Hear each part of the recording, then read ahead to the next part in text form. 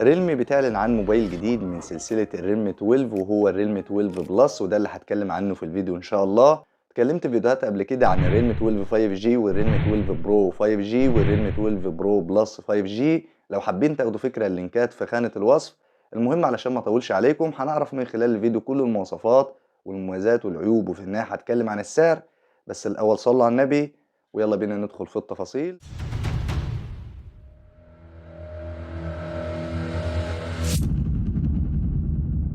اهلا بيكم من جديد في عالم الموبايلات. مبدئيا كل سنه وانتم طيبين بمناسبه شهر رمضان الكريم، اعاده الله علينا وعليكم بالخير واليمن والبركات. هبدا معاكم اولا بالمواصفات العاديه للريلمي 12 بلس، والبدايه مع التصميم. الموبايل اصدقائي مصنوع من الجلد والاطار مصنوع من البلاستيك، اما الواجهه الاماميه طبعا مصنوعه من الازاز. الموبايل مضاد لقطرات الماء والغبار بشهاده IP54، وابعاد الموبايل الطول 163 مللي والعرض 75.5 مللي والسمك 7.9 مللي والوزن 190 جرام.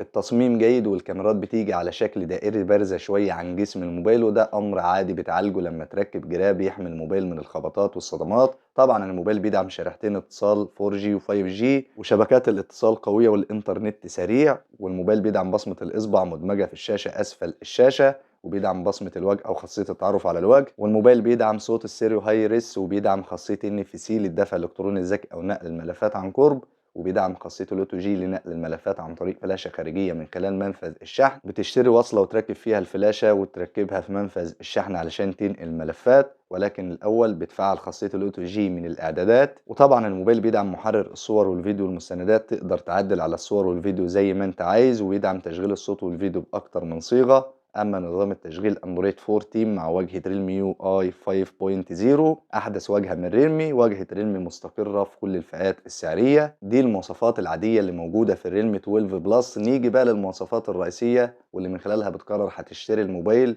وبتحكم على الاداء. والبدايه مع البطاريه واللي بتكون قويه بسعه 5000 ملي امبير، وشاحن سريع سوبر فوك 67 واط هيشحن 50% خلال 19 دقيقه و100% في 48 دقيقه، ومنفذ الشحن تايب سي. البطاريه قويه وهتدوم لوقت طويل في كل الاستخدامات طوال اليوم، سواء كنت بتلعب على الموبايل او بتستخدمه في الانترنت او في اي استخدام انت عايزه. وهيساعد في اداء البطاريه الكويس. دقه تصنيع المعالج الموفره للطاقه 6 نانومتر. كل ما دقه تصنيع المعالج قلت كل ما كان المعالج موفر في الطاقة بشكل كبير. نيجي بقى لمساحة تخزين الريلمي 12 بلس. الإصدار الأول رام 8 جيجا مع ذاكرة تخزين 128 جيجا بايت، والنسخة الثانية رام 8 جيجا مع ذاكرة تخزين 256 جيجا بايت. أما النسخة الثالثة رام 12 جيجا مع ذاكرة تخزين 256 جيجا بايت. والرامات بتزيد تلقائيا من خلال السوفت وير. وطبعا الموبايل مش بيدعم تركيب كارت ميموري. تعالوا بقى نشوف شاشة الريلمي 12 بلس. الشاشة يا أصدقائي بتيجي من نوع قوي جدا وهو الأموليد بحجم 6.7 بوصة بجودة الفول اتش دي بلس بدقة 1080 بكسل في 2400 بكسل، وكثافة بكسلات 395 بكسل لكل بوصة. والشاشة بتدعم معدل تحديث 120 هرتز هيفرق في سرعة الاستجابة بشكل كبير، وبتدعم خاصية ال HDR 10 بلس، ومعدل سطوع 600 شمعة الحد الأدنى. أما الحد الأقصى 2000 شمعة علشان الشاشة تكون فائقة الوضوح في ضوء النهار وتحت أشعة الشمس. وطبعا الشاشة بتدعم الوضع الليلي ووضع حماية العين. الشاشة بالأرقام وعمليا يا أصدقائي الأعزاء هتقدم أداء رائع جدا في كل الاستخدامات، سواء الألعاب الخفيفة أو حتى الألعاب التقيلة زي بابجي أو كول أوف ديوتي أو فري فاير. الشاشة بتكون سريعة وسهلة وسلسة، ما فيهاش تهنيج ولا فيها لاج. وكمان في الاستخدامات العادية زي الإنترنت أو مشاهدة الفيديوهات أو الصور أو الحاجات اللي زي كده، الشاشة بتكون سريعة ما فيهاش أي مشاكل وألوانها متناسقة جدا. ومن أهم مميزاتها بتدعم معدل سطوع 2000 شمعة علشان الشاشة تكون فائقة الوضوح في ضوء النهار وتحت أشعة الشمس. شاشة أموليد مع جودة عالية ومعدل تحديث 120 هرتز، فهتاخد أداء سريع وسلس في كل الاستخدامات حرفيا. نيجي بقى لأداء الموبايل. المعالج ظروفه قوي ولا ضعيف؟ خلينا كده نشوف. المعالج يا أصدقائي بيجي من شركة ميديا تك ديمنسي 7050 5G ثمان النواة بدقة تصنيع 6 نانومتر. المعالج هيكون موفر في الطاقة.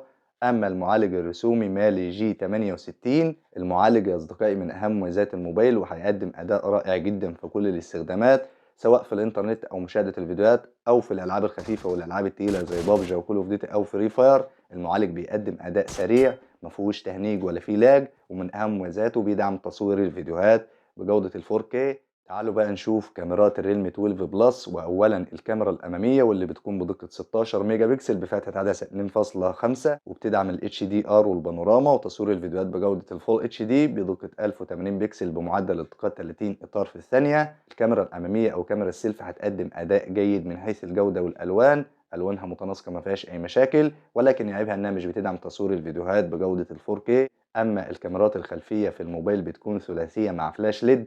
الكاميرا الأولى والأساسية بدقة 50 ميجا بكسل وبتدعم المثبت البصري الإلكتروني، أما الكاميرا الثانية بدقة 8 ميجا بكسل للتصوير الواسع ألترا وايد، عدسة واسعة بزاوية 112 درجة بفتحة عدسة 2.2، والكاميرا الثالثة والأخيرة بدقة 2 ميجا بكسل للتصوير الماكرو بتقرب الأشياء الصغيرة بفتحة عدسة 2.4.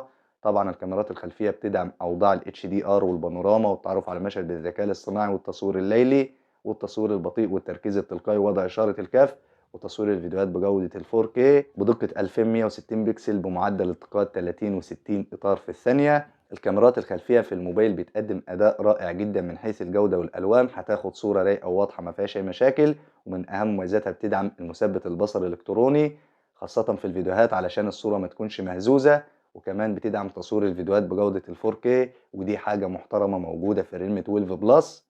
أما عن ألوان الموبايل الأخضر واللون الذهبي زي ما هو واضح قدام حضراتكم، تعالوا بقى نشوف محتويات علبة الريلمي 12 بلس. بيكون موجود في العلبة الموبايل وعليه سكرينة من الشركة وراس الشاحن بقود 67 واط وكابل يو اس بي تايب سي وجراب لحماية الموبايل ودبوس معدني لاستخراج شرائح الاتصال ودليل البدء السريع أو كتيب التعليمات وشهادة الضمان. مش بيكون موجود في العلبة سماعات الأذن وده أمر عادي بالنسبة للريلمي. تعالوا بقى نشوف العيوب والمميزات للريلمي 12 بلس. لازم تعرفوا يا أصدقائي الأعزاء إن مفيش أي موبايل خالي من العيوب ولا موبايل كله مميزات. هبدأ معاكم أولا بالعيوب. من عيوب الريلمي 12 بلس مش بيدعم تركيب كارت ميموري ولا بيدعم مدخل سماعات الأذن ولا بيدعم راديو اف ام.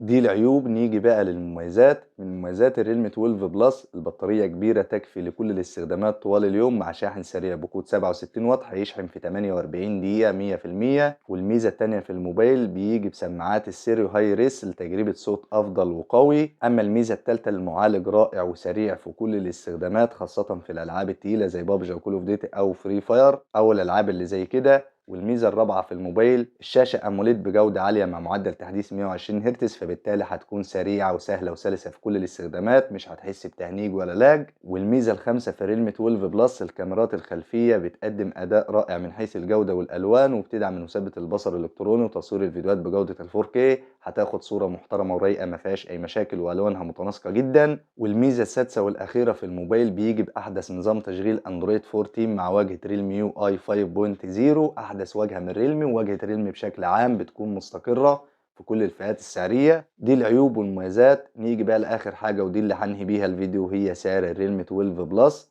هقول السعر بالدولار للنسختين. النسخة الأولى رام 8 جيجا وذاكرة تخزين 128 جيجا بايت بحوالي 250 دولار أمريكي. أما النسخة التانية رام 8 جيجا وذاكرة تخزين 256 جيجا بايت بحوالي 270 دولار أمريكي. على فكرة الموبايل نزل السوق الهندي وبعض الأسواق العالمية. ده سعر الموبايل بالدولار الأمريكي. لو حابين تعرفوا السعر بأي عملة سيبولي تعليق وهرد عليكم فورا إن شاء الله. وحاجة مهمة جدا لازم تعرفوها أصدقائي الأعزاء، السعر قد يختلف بالزيادة أو النقصان على حسب الدولة أو على حسب الأسواق. كل سوق أو كل بلد وليها ظروفها الاقتصادية. وبس كده. يا رب الفيديو يكون عجب حضراتكم وقدرت أفيدكم بشكل كبير. لو عجبكم الفيديو ما تبخلوش على أخوكم بالدعم، لايك للفيديو واشتركوا في القناة وفعلوا الجرس لو بتشوفوني من على اليوتيوب. أما لو بتشوفوا الفيديو من على الفيسبوك لايك للفيديو ومتابعة للصفحة. في النهاية ما تنسوش تصلوا على النبي ورمضان كريم. سلام.